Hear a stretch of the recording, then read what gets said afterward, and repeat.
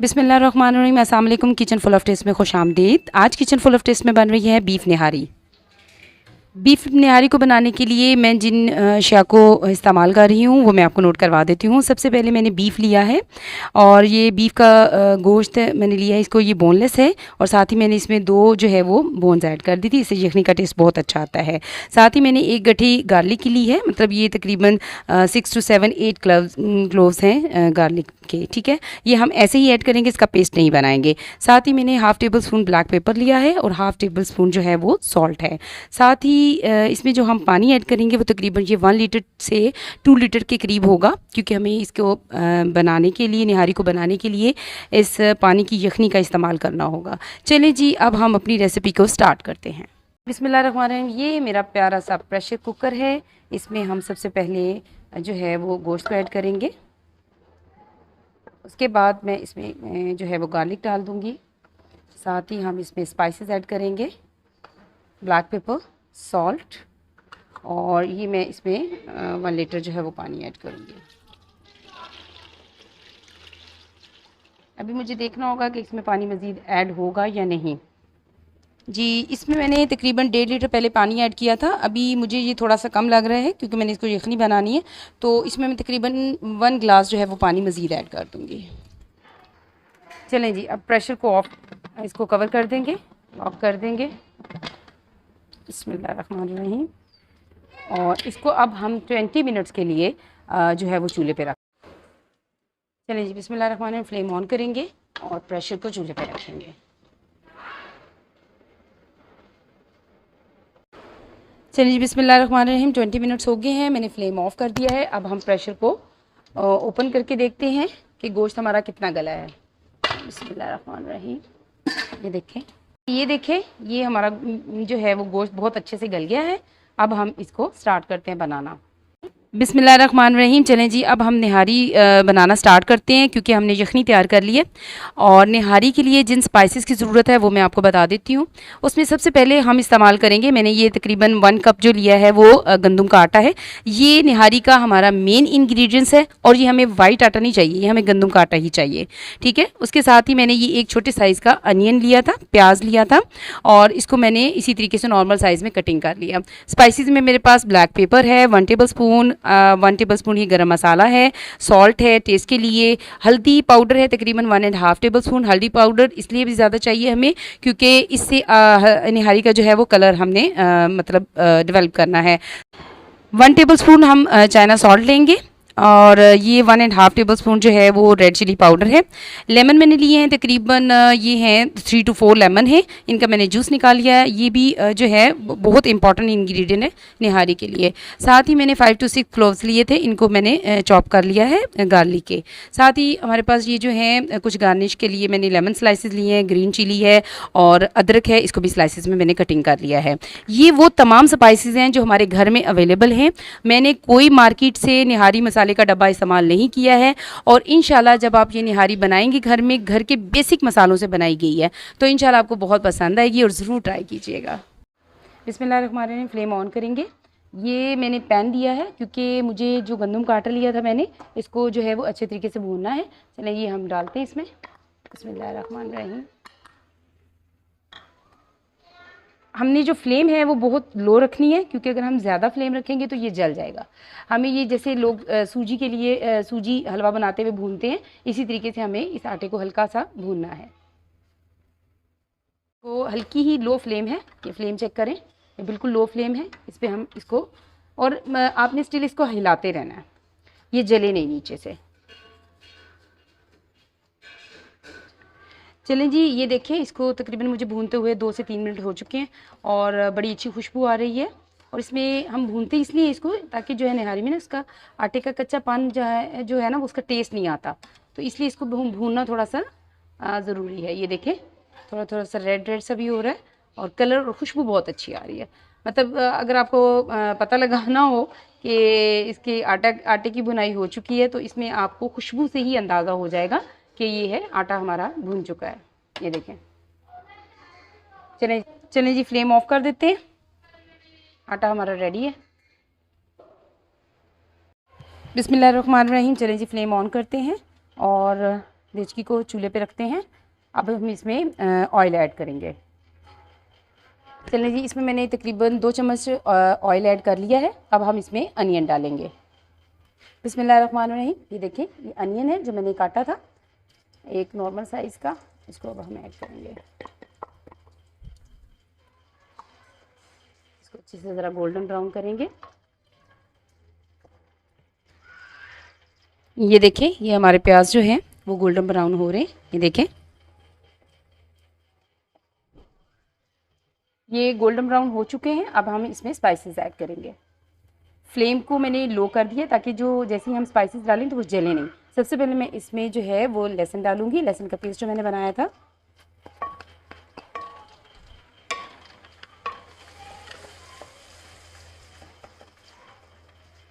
یہ دیکھیں. چلیں جی, بسم اللہ الرحمن الرحیم. ہلدی پاؤڈر ہمارا جائے گا.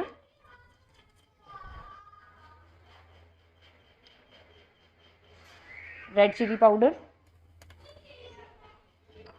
چائنا سالٹ, بلیک پاؤڈر, گرم مسالہ ایڈ کریں گے, سالٹ ایڈ کریں گے. چلیں جی, اب ہم ان اسپائسیز کو تھوڑا سا بھون لیتے ہیں. تھوڑا سا میں پانی ایڈ کروں گی کیونکہ اس میں نے جو ہے وہ گارلک ڈالا ہے. تو اب ہم اس کو اچھے سے بھون لیتے ہیں تاکہ اسپائسیز جو ہے وہ ہماری جلے نہیں. یہ دیکھیں, تقریباً مجھے ½ منٹ ہوا ہے اس کو بھونتے ہوئے اور اس کا کلر چینج ہو گیا ہے. بسم اللہ الرحمن الرحیم. اب ہم آٹے کا جو بیٹر ہے وہ تیار کر لیتے ہیں.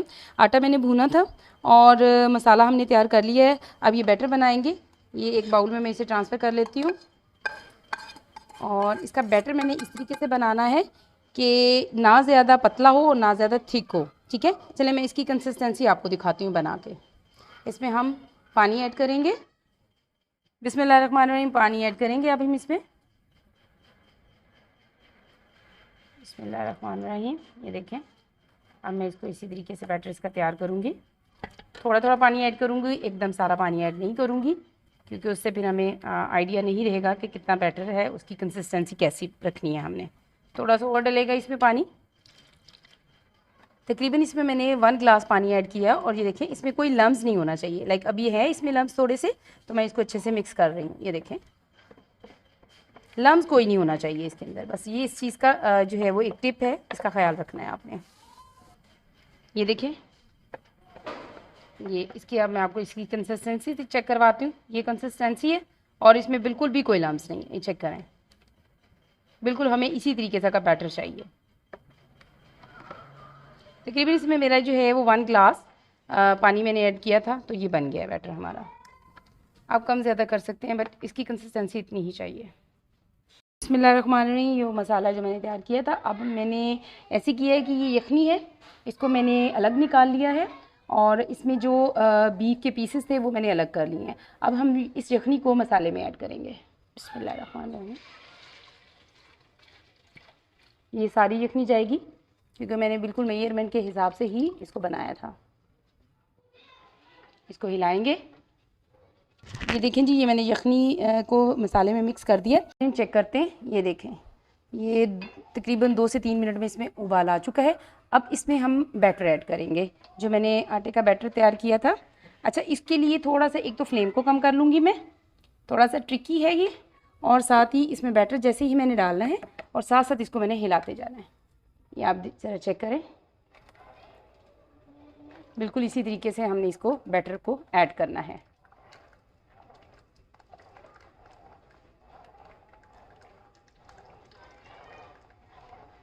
اور آپ نے چمچ کو مسلسل ہلاتے رہنا ہے, بالکل سٹاپ نہیں کرنا.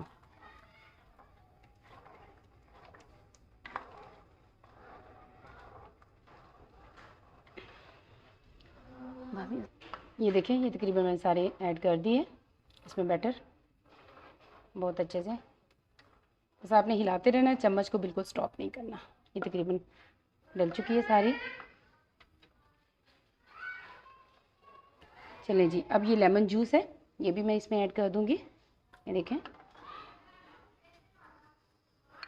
اچھے سے اس کو مکس کریں گے,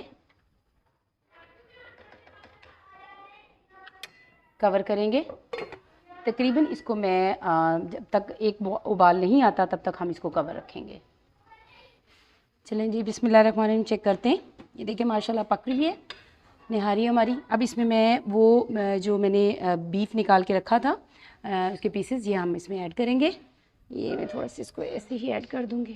بسم اللہ الرحمن الرحیم۔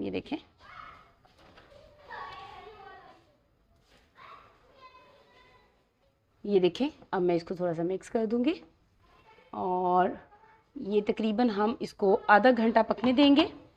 اور اس کی پکنے کی نشانی یہ ہے، آنچ ہم دھیمی ہی رکھیں گے، فلیم کم رکھیں گے، اور اس کی پکنے کی نشانی یہ ہے کہ جیسے یہ پکے گی مطلب اس کا گھی اوپر آ جائے گا، تو اس سے ہمیں اندازہ ہوگا کہ یہ پک چکی ہے۔ اس کو اب ہم کور کریں گے تقریباً ½ این آور کے لیے، ٹھیک ہے جی۔ آدھا گھنٹہ ہو گیا پکتے ہوئے۔ اب میں اس کو اوپن کر کے دیکھتی ہوں کہ کیا پوزیشن ہے۔ یہ دیکھیں ماشاءاللہ بہت اچھا سا اس کا جو ہے وہ کلر بھی آ چکا ہے، اور اس میں جو ہے وہ گھی بھی آ گیا ہے اوپر، اور آپ نے بس اس میں دھیمی آنچ میں ہی اس کو پکانا ہے۔ یہ دیکھیں ماشاءاللہ بہت اچھا سا یہ ہماری نہاری جو ہے وہ بالکل بہت اچھی سی تیار ہو چکی ہے۔ میں آپ کو اس میں بیف کا پیس بھی دکھاتی ہوں۔ یہ دیکھیں ماشاءاللہ بہت اچھا، اور اتنی اچھی خوشبو ہے اس کی نہاری کی، کلر اور گھی دیکھیں بالکل، یہ اس کی نشانی ہے کہ گھی اوپر آ گیا ہے۔ بالکل ہلکی اور دھیمی آنچ میں نے اس کو پکایا ہے بالکل۔ اب یہ ریڈی ہے، اب ہم اس کو سرو کریں گے۔ چلیں جی بسم اللہ الرحمن الرحیم، اب ہم اس کو سرو کریں گے، ڈش آؤٹ کریں گے۔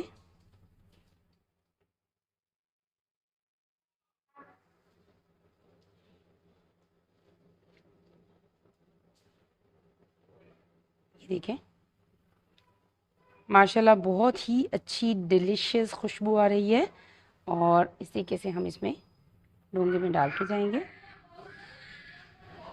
یہ دیکھیں جی بسم اللہ الرحمن الرحیم، ماشاءاللہ ماشاءاللہ بہت ہی اچھی ڈیلیشیس، اور ماشاءاللہ خوشبو اتنی زبردست ہے۔ یہ دیکھیں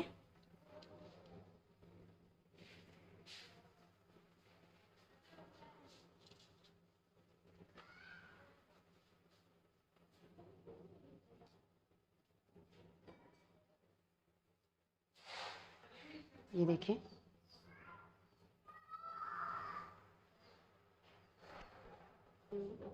یہ دیکھیں جی، اب اس میں ہم اس کو گھی کو بھی ڈال دیں گے اوپر۔ چلیں جی اب ہم اس کو گارنش کریں گے۔ بسم اللہ الرحمن الرحیم، اسی طریقے سے یہ ادرک بھی اس میں ڈال دیں گے۔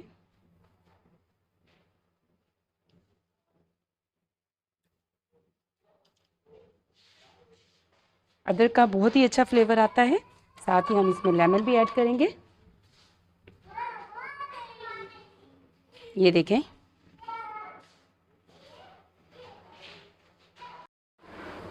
چلیں جی بسم اللہ الرحمن الرحیم، میں یہ آپ کو سرو کر کے دکھاتی ہوں۔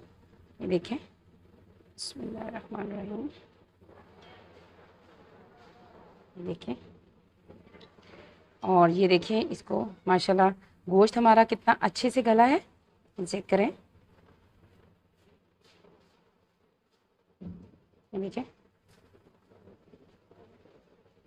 بہت ہی جوسی ہے، بہت ہی مزے کا ہے، اور فلیورفل ہے۔ گھر کے بہت ہی بیسک مسالوں سے بنائی ہے میں نے یہ، اور آپ اس کو ضرور ٹرائی کیجیے گا۔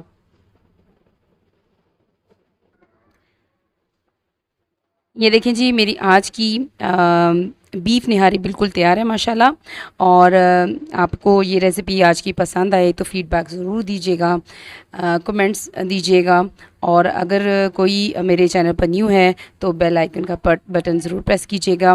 انشاءاللہ بہت جلد نیو ریسیپی کے ساتھ پھر حاضر ہوں گی۔ بہت شکریہ، اللہ حافظ۔